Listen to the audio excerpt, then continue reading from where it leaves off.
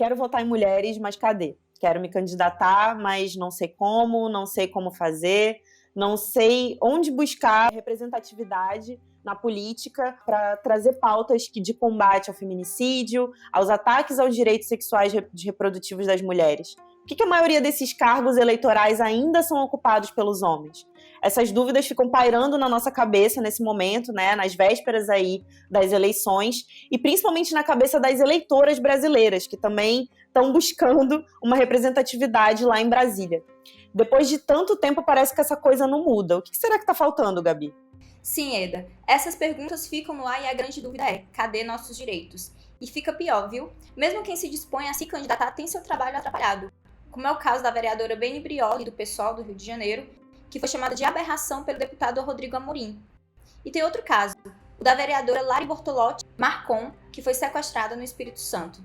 No caso do Rio, o TRE abriu uma ação penal, mas a gente sabe como é demorado, né, até que esse tipo de crime seja solucionado. É verdade, até quando a gente quer disputar esses espaços e estamos nesses espaços, a gente acaba sofrendo violência política de diversas maneiras, moralmente ou até fisicamente, né? Que a gente vê aí microfones sendo silenciados nos plenários, as mulheres que são agredidas, né? Como você falou, que é o caso da vereadora do Espírito Santo. E já que a gente está nessa escassez de políticas para mulheres tão grande, a gente trouxe aqui uma convidada hoje para comentar, para fazer esse papo com a gente, que é a ativista e comunicadora Samela Sateré-Maué, minha conterrânea lá do Amazonas. Seja bem-vinda, Samela. Esse é o 5º episódio do IAI Podcast. Hoje a gente vai falar sobre a ausência de mulheres nos espaços políticos. Se liga.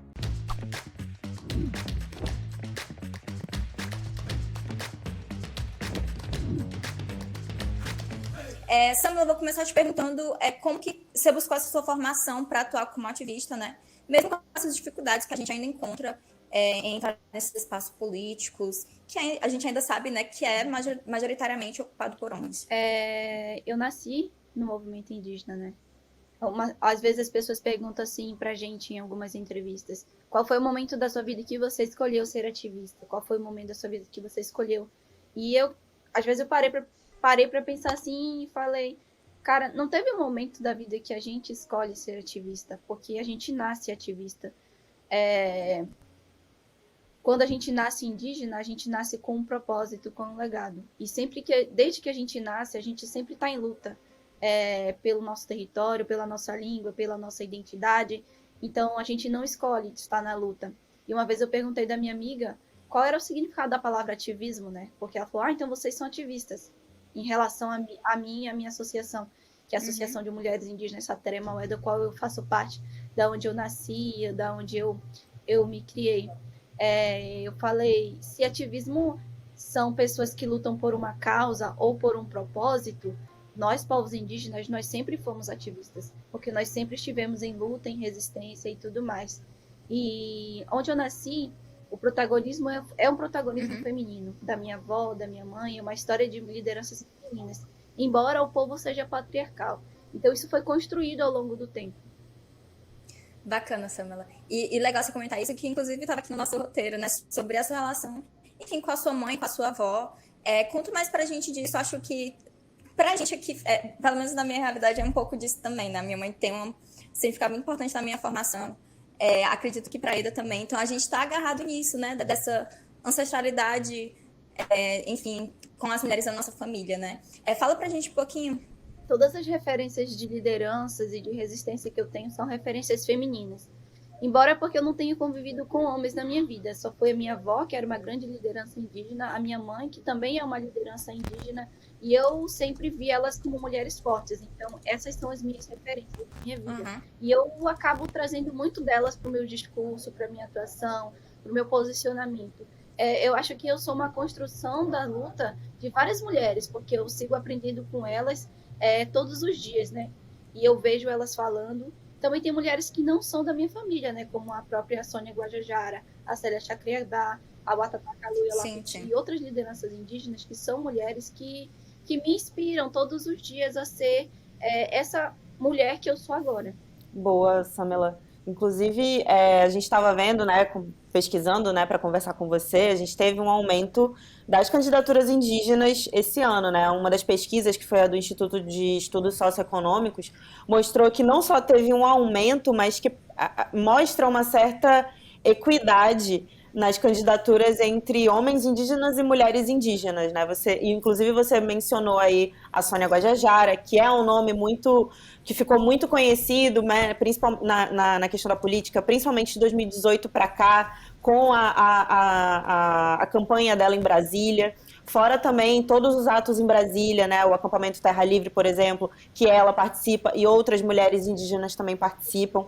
Daí eu te pergunto, você, na sua vivência, não só no Amazonas, né, que é de onde você é, inclusive eu também sou de lá, somos conterrâneas, mas também nos outros espaços de ativismo em que você atua no Brasil, você enxerga realmente que há uma maior vontade das mulheres, das lideranças indígenas, principalmente as mulheres, disputarem esses espaços no legislativo e no executivo?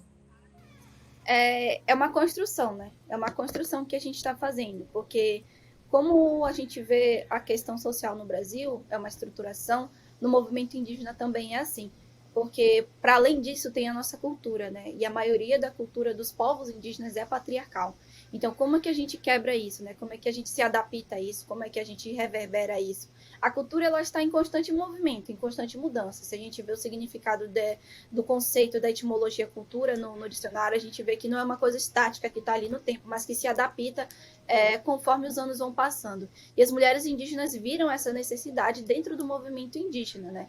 Antes, só quem saía para debater sobre o direito dos nossos povos, educação, saúde e território, eram os homens. E as mulheres ficavam nas aldeias, nas comunidades, cuidando das crianças, cuidando dos idosos, fazendo comida, pescando, fazendo a roça e tudo mais. E quem debatia essas questões eram os homens. E elas faziam os artesanatos, né? E davam para eles vendiam, pegavam dinheiro e faziam o seu movimento ali. Elas pouco viam resultados, né? Só que com o tempo a gente viu a necessidade das mulheres estarem também nesses espaços.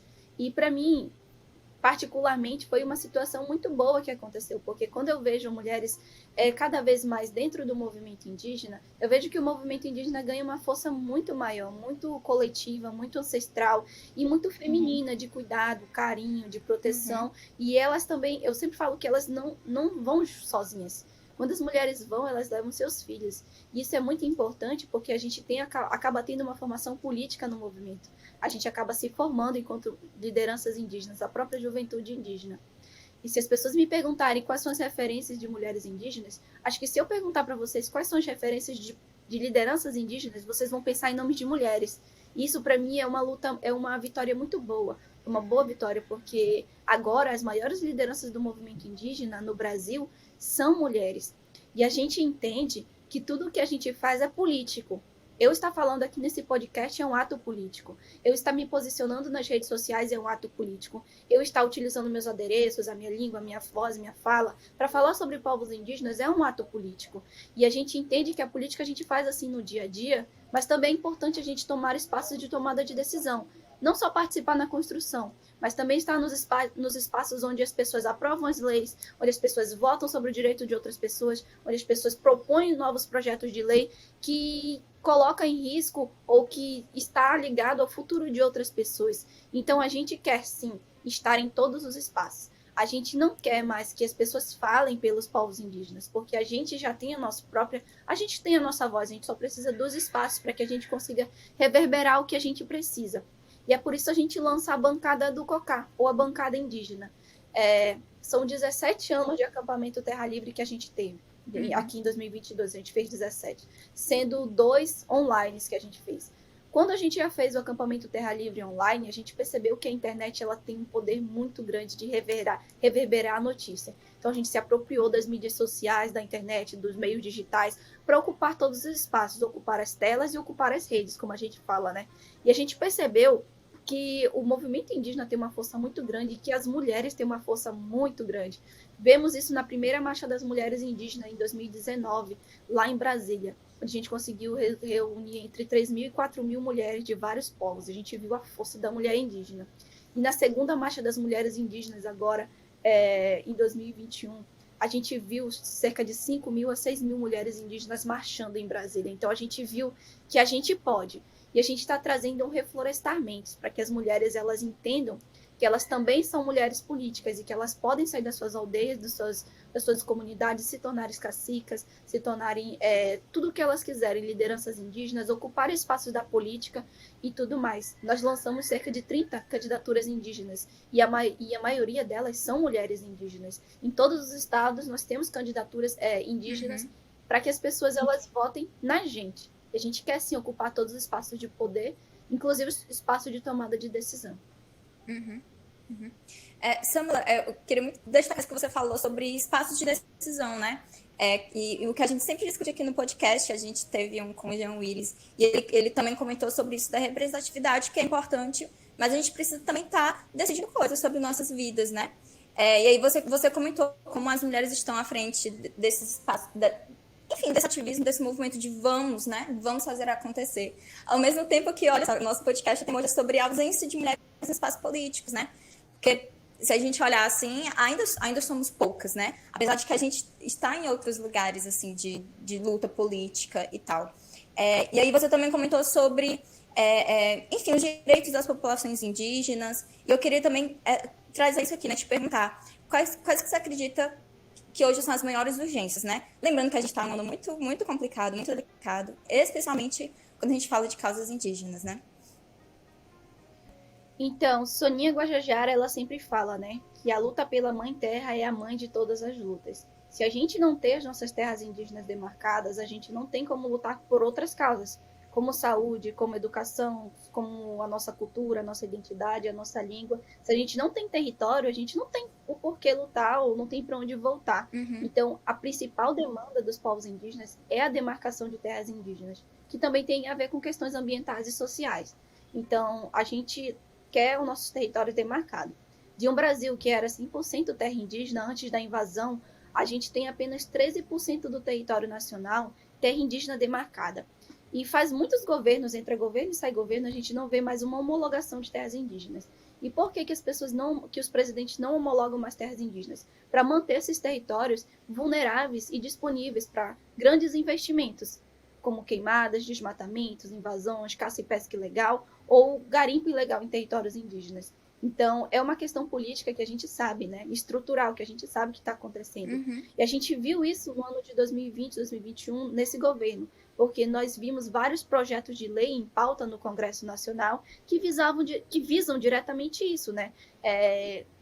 A imposição de um marco temporal que diz que os nossos territórios são nossos a partir da promulgação da Constituição de 88, sendo que nós somos povos originários, nós estávamos aqui muito antes da Constituição, muito antes de Estado, muito antes de lei, muito antes de fronteiras. E marcar uma data para dizer que o território é nosso é inconstitucional, porque nós sabemos que os territórios, nós sabemos que antes da homologação, antes da Constituição, os povos indígenas eles eram tutelados do governo. Então, ou eles estavam nos seus territórios ou não, ou eles tinham sido expulsos, ou eles tinham sido massacrados, ou tinham sido dos seus territórios. Então, não tem como generalizar os 305 povos do Brasil falando que todo mundo tinha que estar no seu território, senão o território não era seu, não era original. E é inconstitucional porque a gente tem 2 artigos na Constituição, na própria Constituição, que eles alegam, né, que é o artigo 231 e 232, que falam que os povos indígenas eles têm o direito originário à terra onde habitam, direito à sua cultura, língua e identidade, são considerados povos, e que cabe à União demarcar e proteger esses territórios. Então, é totalmente inconstitucional e incontundível para a gente. Eu não consigo entender como eles impõem um marco temporal, mas mesmo assim desrespeitam a Constituição que eles mesmos criaram. Então, nossa principal demanda é a luta pela terra, é a demarcação de territórios indígenas. A gente sofre uma pressão muito grande na questão indígena territorial. A gente tem assassinatos dos nossos parentes, né? Defendendo o território. A gente viu logo em 2019 ou 2020 Paulino Guajajara sendo assassinado.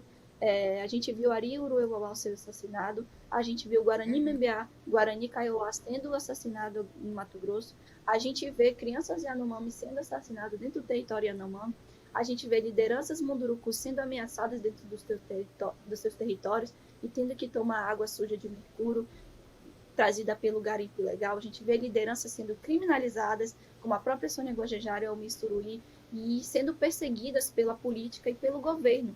A gente vê a desestruturação de órgãos ambientais e órgãos que deveriam dar cuidado aos povos indígenas, como a própria FUNAI, o IBAMA e o ICMBio. Então a gente está vendo muita coisa, e muita coisa que fere diretamente o nosso direito originário ancestral, que é o direito à terra. É verdade, Samila. Inclusive, a gente acompanha, né, até para o Yahoo, a gente já trouxe algumas vezes vários estudos, pesquisas que a própria APIB, né, que é a Articulação dos Povos Indígenas do Brasil, fala, né, inclusive sobre esses casos que você mencionou, sobre o assassinato de crianças indígenas, sobre o assassinato de lideranças indígenas e sobre toda a luta constante em relação ao marco temporal, né, esse tema que você trouxe. E trazendo esses temas, a gente vê que eles se relacionam realmente com esse ativismo que você falou, que ele nasce com você e nasce com outras lideranças também. E quando a gente não tem a fala sobre esses temas em espaços como um debate eleitoral, né? A gente teve o primeiro debate eleitoral na TV em que a gente não mencionou a questão dos povos indígenas. A gente não vê esse tema sendo tratado com vontade política e com número também, porque número também é importante, nas casas legislativas e no meio executivo. E para além disso, para além desses espaços que eles são disputados, né, via eleições, para deputado, para deputada, para vereador, para vereadora e etc., a gente tem também outros espaços de política em que muitas vezes as mulheres, mais do que os homens, são desencorajadas a estar. Como, por exemplo, se a gente for pensar num grêmio estudantil de uma escola ou numa formação, né, de juventude, as mulheres não são encorajadas a estar nesses espaços, nem para falar delas mesmas, se a gente for pensar aqui em direitos sexuais e reprodutivos, ou pautas que são inerentes às mulheres, ou se a gente for pensar em pautas como a que você trouxe, que aí ela vai conversar independente do gênero. Mas aí eu queria saber de você, o que você acha que pode ser interessante falar para as mulheres, principalmente as meninas hoje, as mulheres da juventude, para encorajar elas a se interessarem pelo tema de política, para elas entenderem que política não é só aquela coisa chata de homem engravatado, mas que diz respeito a elas, né, a nós e a elas mesmas. Comentando sobre o debate da política atual e da presença das mulheres indígenas nesses espaços, a gente vê um ambiente muito hostil, né? A gente tem uma deputada federal eleita, que foi Joênia Wapichana, eleita pelo estado de Roraima em 2018. E ela sofre muita pressão no Congresso Nacional, porque ela é única ali. E ela consegue alguns aliados, mas eles não são tão grandes enquanto as outras bancadas, né? E a gente sofre uma pressão muito grande. É por isso que a gente precisa... a gente está lutando para que outras mulheres também somem junto com Joênia Wapichana dentro do Congresso Nacional, para que a nossa bancada ela seja um pouco maior e a gente consiga pelo menos aprovar algumas coisas.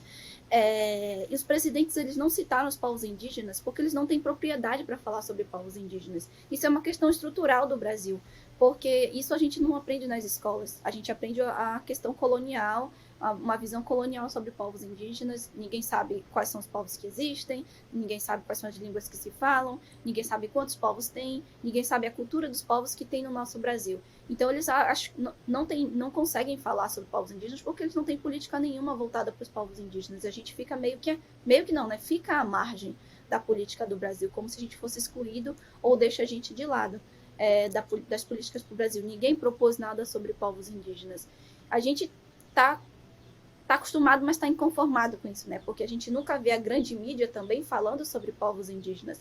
E quando eles falam, desestrutura a nossa luta, muda a nossa narrativa, acaba estimulando ou compartilhando mais estereótipos em relação aos nossos povos, e é isso que a gente não quer mais. É por isso que nós estamos protagonizando as nossas histórias também na comunicação e também na política, porque os brancos, os não indígenas, eles não sabem falar sobre nós, eles não sabem falar sobre a nossa cultura, a nossa identidade, a nossa narrativa, porque eles não vivem as nossas vivências, eles trazem esse pensamento europeizado para suas vidas, que é um pensamento diferente do pensamento indígena, que é um pensamento coletivo, de luta coletiva, de pertencimento e conexão.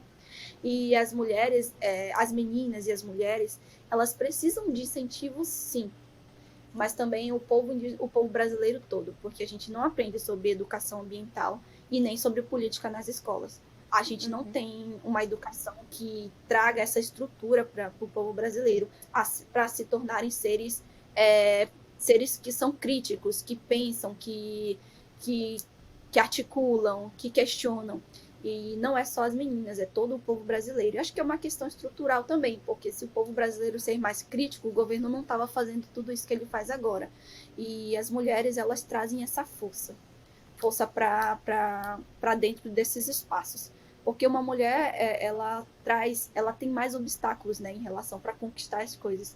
E ela nasce forte, ela sai forte, ela é uma mulher muito forte. E eu encorajo, sim, as meninas para que elas ocupem esses espaços, embora sejam espaços mais difíceis, né?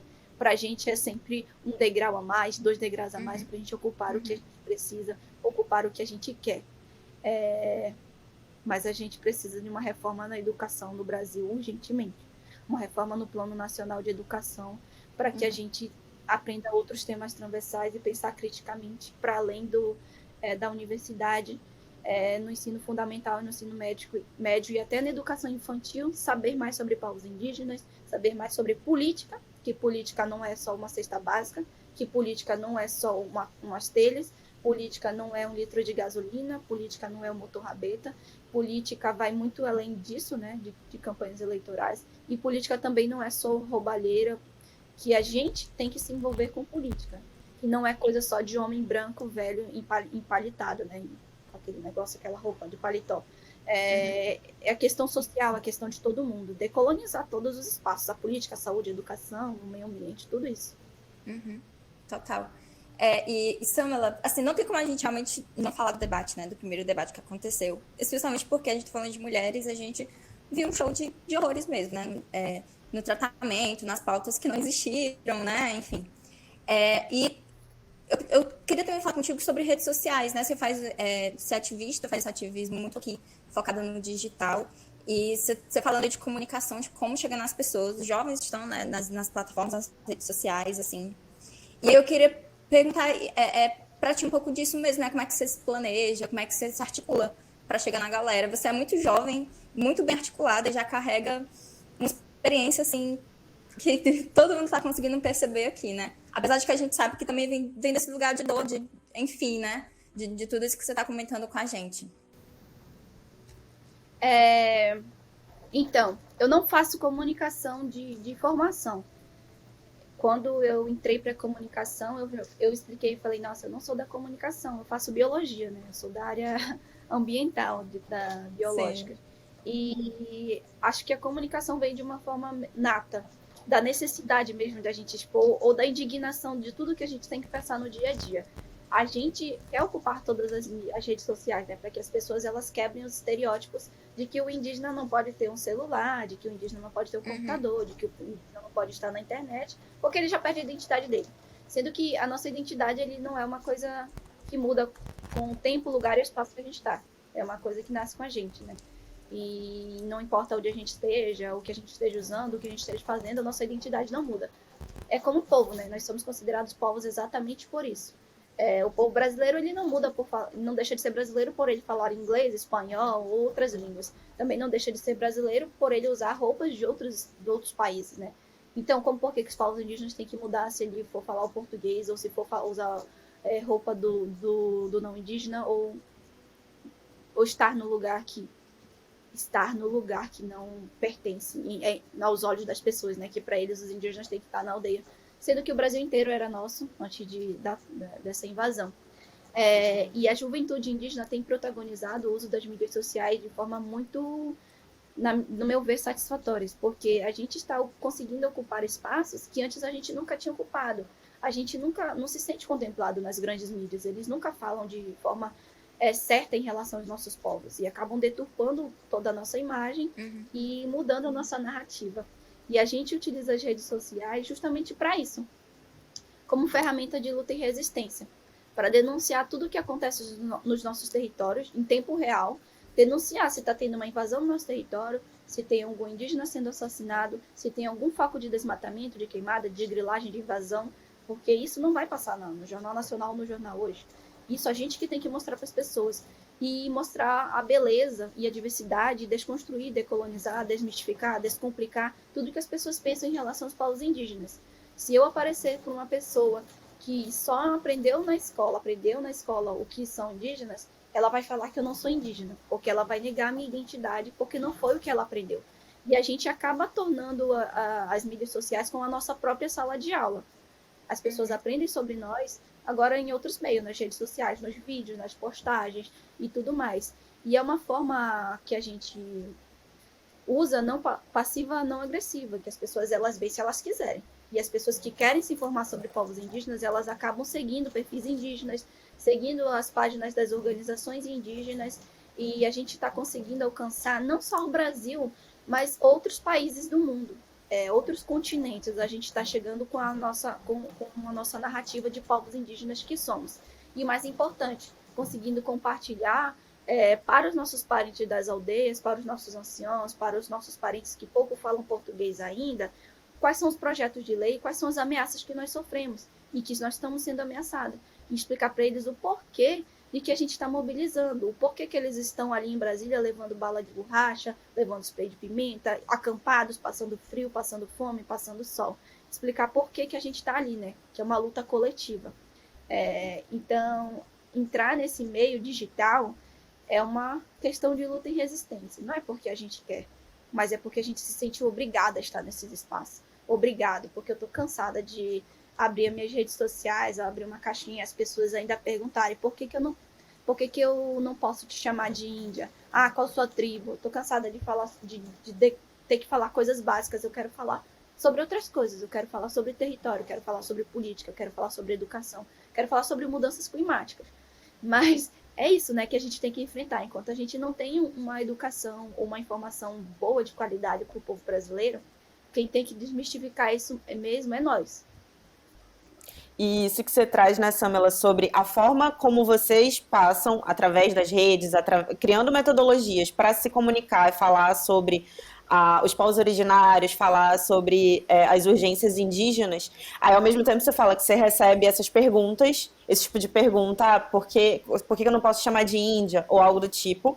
Trazem, às vezes, perguntas que são ofensivas, e isso gera o que a gente vê que acontece em diversos meios e principalmente com grupos específicos, como os indígenas e as mulheres, por exemplo, que é a questão da violência política.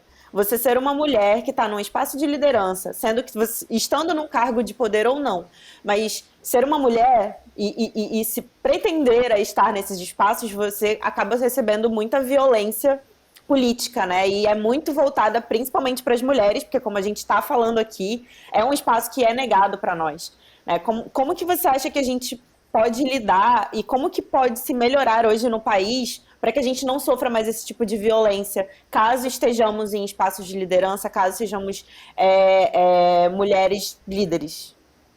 Eu acho que essa é uma pergunta muito complexa para mim, né? Eu posso dar meu ponto de vista, porque acho que essa é uma coisa estrutural muito maior do que eu. Deve ser política governamental ou social. Eu não consigo responder o que todas as mulheres precisam fazer. Eu acho que se eu fizer um estudo só em uma das minhas redes sociais e levantar todos os comentários, todas as mensagens de ódio que eu recebo, são, acho que 99% masculinas. São os homens que se sentem ameaçados, são os homens que se sentem incomodados, são os homens que fetichizam nossos corpos, são os homens que nos cancelam na internet. Não são mulheres. Eu não recebo mensagens assim de mulheres, eu recebo mensagens de homens. E o machismo é estrutural no nosso país. Às vezes até as próprias mulheres, né, acabam propagando o machismo, mas é uma questão de que elas aprenderam conforme o tempo e acabam compartilhando isso, né? É muito difícil o que a gente passa no dia a dia, em todos os espaços, tanto políticos quanto de mídias sociais. Todas as vezes que a gente se propõe a fazer algo a mais, que a gente se propõe a dar a cara a tapa, se propõe a aparecer para falar sobre alguma coisa, a gente é taxado, a gente é fetichizado, a gente recebe ameaças, a gente recebe várias palavras de ódio e tudo mais.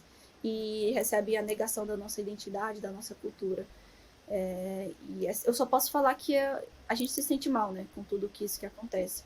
E a gente precisa ocupar mais esses espaços. Talvez fazer com que eles se acostumem em ver as mulheres no topo, né? Fazer com que eles se acostumem a verem as mulheres no espaço de tomada de decisão. E para isso, mais mulheres precisam dar a cara a tapa. Eu sei que as primeiras sofreram muito mais e sofrem, né?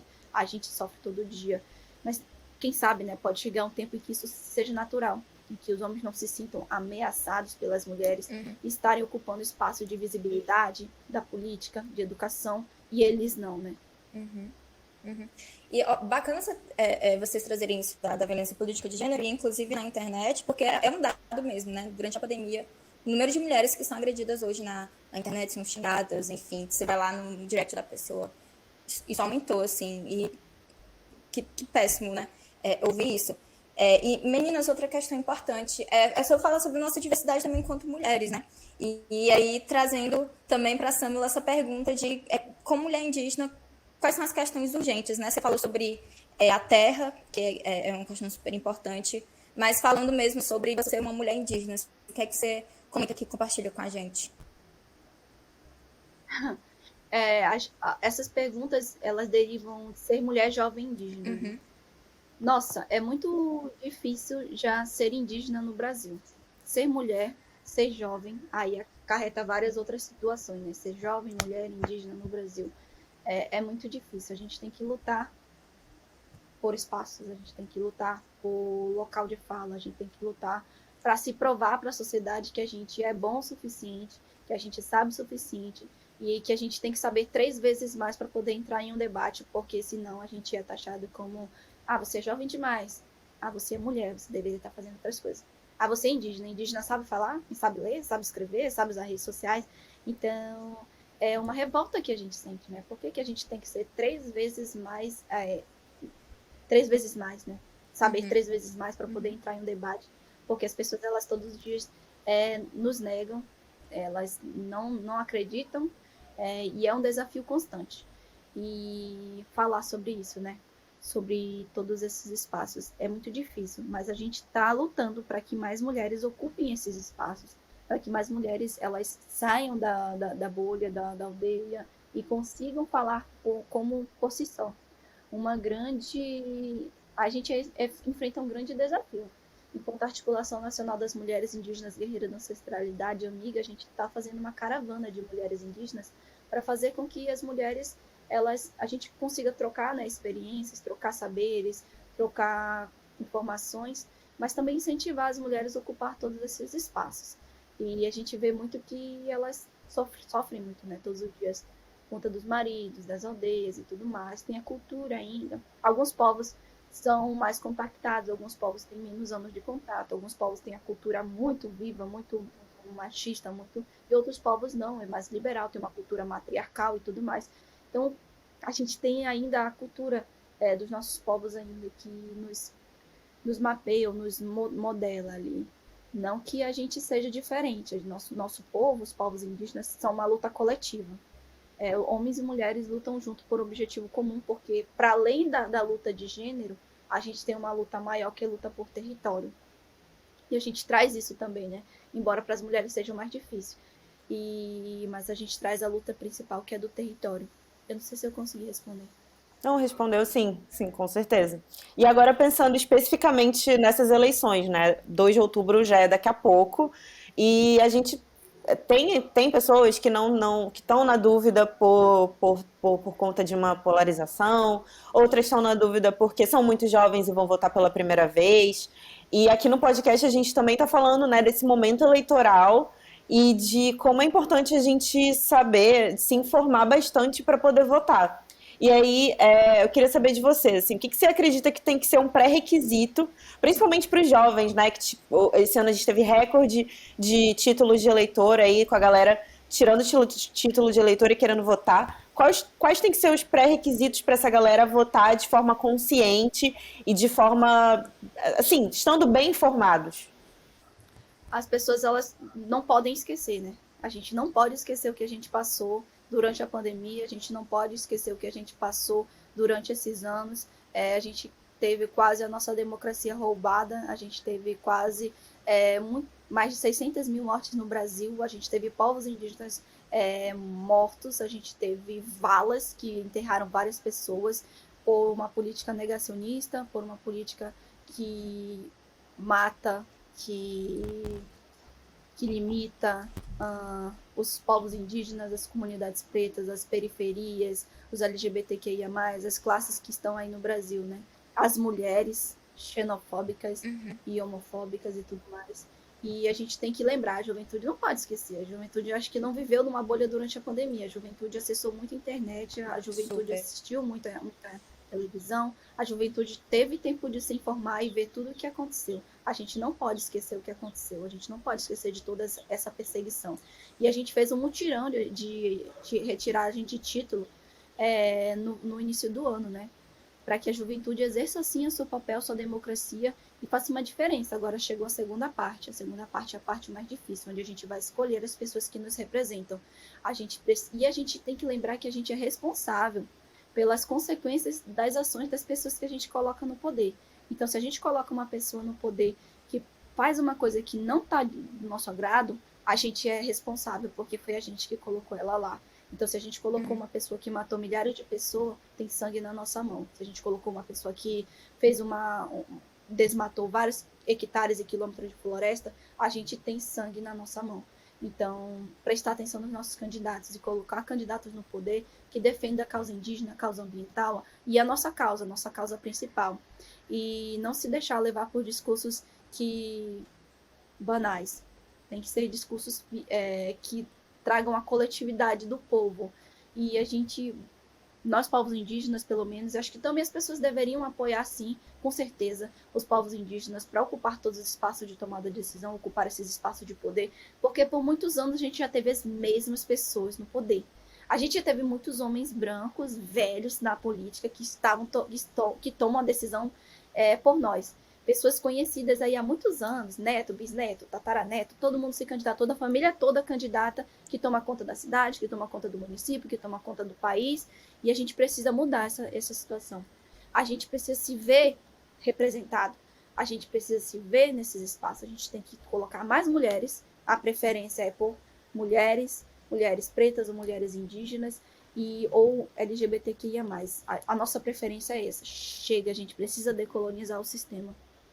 Samela, uma coisa que a gente sempre pede aqui para o convidado, né, no fim de cada episódio, é que a pessoa dê uma dica para quem vai votar esse ano pela primeira vez ou pela segunda, enfim, né? Principalmente quem é jovem, quem é da nossa idade aqui. A gente sabe que a juventude vai fazer diferença nas eleições desse ano, né? Existem mais pessoas entre 16 e 29 que tiraram o título de eleitor, né? Então, conta pra gente aí, dada a sua experiência, o que é que você diz para todo mundo que está acompanhando e aí?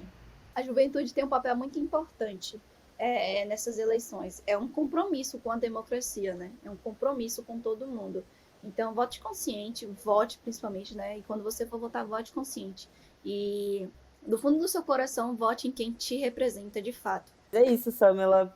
É muito bom bater um papo com você, muito bom trazer, acho que essa questão que você trouxe pra gente para além da luta em relação a gênero, tipo, vocês têm a pauta principal, que é a questão da demarcação de terras. Eu acho que isso faz uma diferença muito grande, porque mostra também como que grupos de mulheres em diferentes regiões e de diferentes origens sociais e políticas, elas lutam por elas mesmas. Não necessariamente ela vai ter um discurso X para todos os grupos, né? Muito bom você ter trazido isso pra gente. A gente super te agradece, de verdade. Foi ótimo bater esse papo com você. Muito obrigada, gente. Obrigada pelo convite, Gabriela, Eda. Muito obrigada por tudo. E eu vou agradecer em Sateremaué, Taiwaco, Sesseminhumbé. Quer dizer, muito obrigada a todos vocês.